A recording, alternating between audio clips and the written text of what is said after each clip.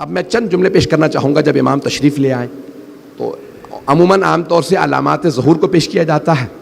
ظہور کے بعد کا مرحلہ، علامات ظہور میں بہت زیادہ علامات. ظہور امام روز عاشور کریں گے اور مکے سے ظہور ہوگا. عصر کا وقت ہوگا. 313 امام کے ایسے خاص افراد ہوں گے جو فوراً بیعت کے لیے پہنچ جائیں گے. وہ سب مکے کے نہیں ہوں گے، دنیا بھر سے 313 خاص ہوں گے. لیکن روایات کے الفاظ ہیں کہ یہاں چلیں گے، چند لحظوں میں امام کی بارگاہ میں پہنچ جائیں گے. ارے جس کے چاہنے والے ایسے ہوں، سوچئے امام کیسے ہوں گے. بھئی اب چلتے رہیں گے میرے ساتھ؟ تو کہا یہ 313 چند لحظات میں امام کی بارگاہ میں پہنچیں گے. یہ ہوائی جہاز سے نہیں پہنچیں گے، یہ کوئی ہیلی کاپٹر لے کے نہیں جائیں گے. چند قدم لیں گے، اسے کہا جاتا ہے طی الارض، کہ ان کی زمین جو ہے ان کے لیے سکڑ جائے گی. وہ اتنی تیز سفر طے کریں گے کہ ہر چیز، ان میں سے ہر ایک کے پاس تلوار ہوگی اور نیام میں 1000 کلمات ہوں گے.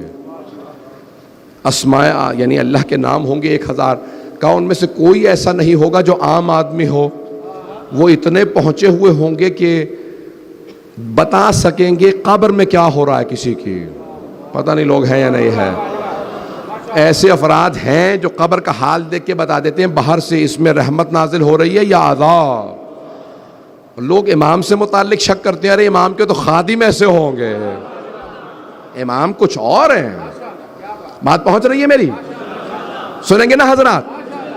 تو کہا 1000 کلمات ہوں گے ان کی تلوار میں. یہ 313 دنیا بھر سے ہوں گے. سب سے زیادہ قوم مقدس سے ہوں گے. کتنے؟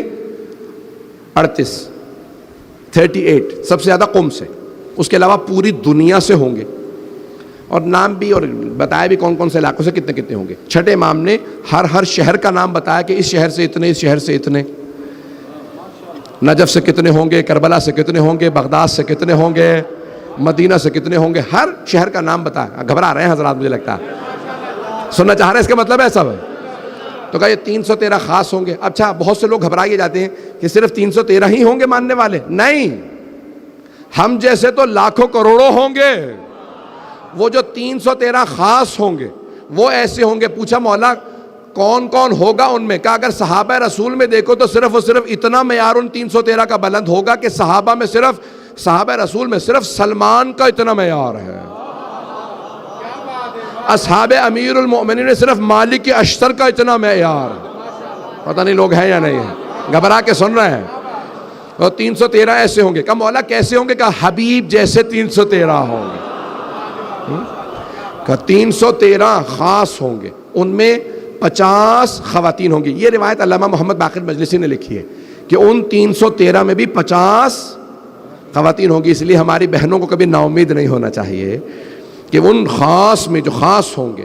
عام تو بہت زیادہ ہوں گے.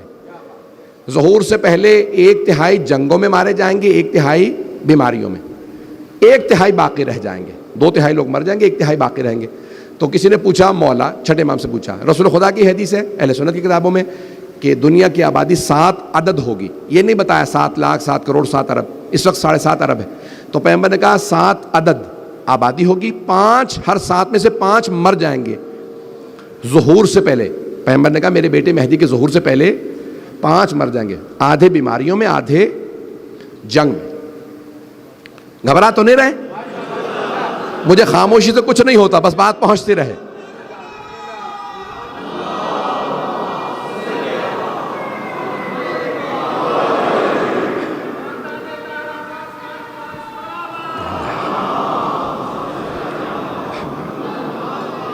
زیادہ وقت نہیں لوں گا، بس زیادہ زحمت نہیں دوں گا. تو کہا کہ 313 خاص ہوں گے. جب پوچھا چھٹے امام سے، کہا مولا جب 2/3 لوگ مر جائیں گے یا مارے جائیں گے تو بچے گا کون؟ تو آپ نے فرمایا ہمارا صاحب یعنی صاحب زمان اور ہمارے شیعہ. کہا تم ہمیشہ قلت میں رہو گے، اللہ ایسا انتظام کرے گا کہ تم کثرت میں آ جاؤ. پتہ نہیں لوگ ہیں یا نہیں ہیں. کہا جو بھی ہمارا ماننے والا ہے وہ محفوظ رہے گا. تو اب یہاں پہ بڑی بحث کی گئی ہے کہ مولا کے حساب سے ماننے والا یا ہمارے حساب سے، پتہ نہیں لوگ ہیں یا نہیں ہے۔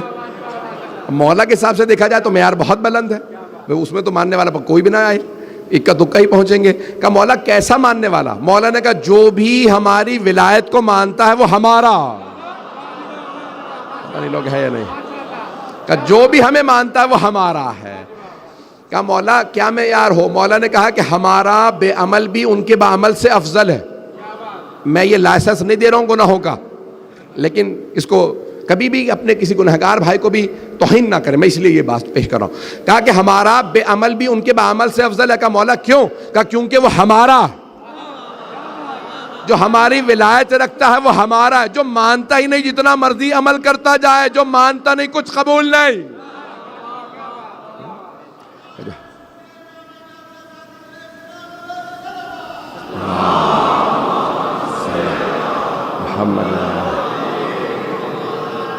بس میں اختتام کر رہا ہوں، سن لیں گے انشاءاللہ۔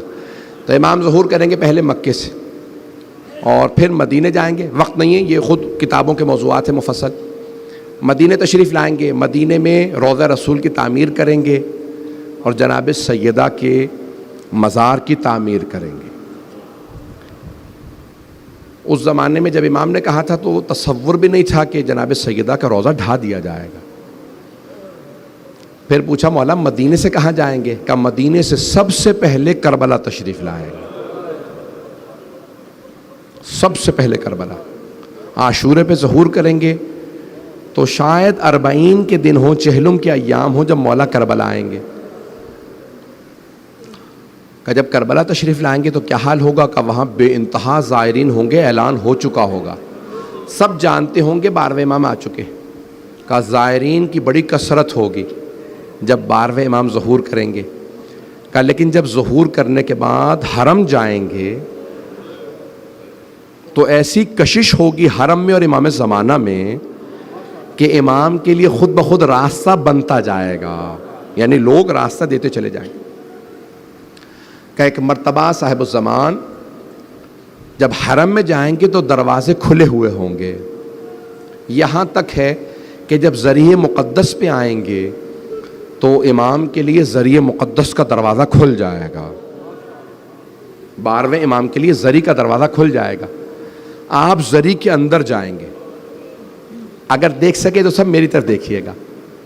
یہ بہت بڑے ایک عالم کے، حضرت ثانی کے وکیل کے جملے، وہ کہتے ہیں کہ جب امام زمانہ حرم کے اندر جائیں گے ذری کے دروازے کھلیں گے، امام زمانہ ذری کے اندر چلے جائیں۔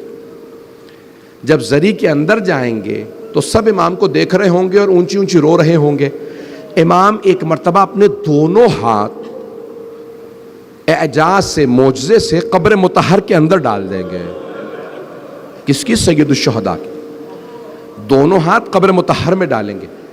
جب دونوں ہاتھ قبر کے اندر ڈالیں گے تو ایک چھوٹا سا لاشا اٹھائیں گے،